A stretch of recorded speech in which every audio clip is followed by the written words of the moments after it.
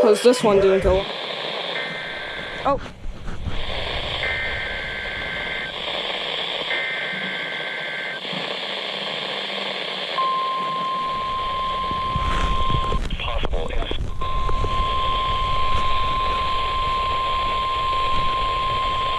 This is a test of the National Weather Service's radio warning tone alarm and is being run in conjunction with a routine weekly test of the emergency alert system.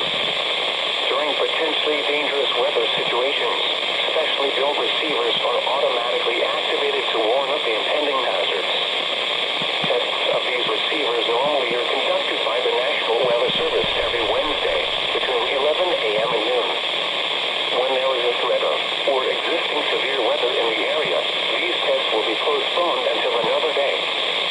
Again, this has only been a test of the National Weather Service's radio warning alarm tone.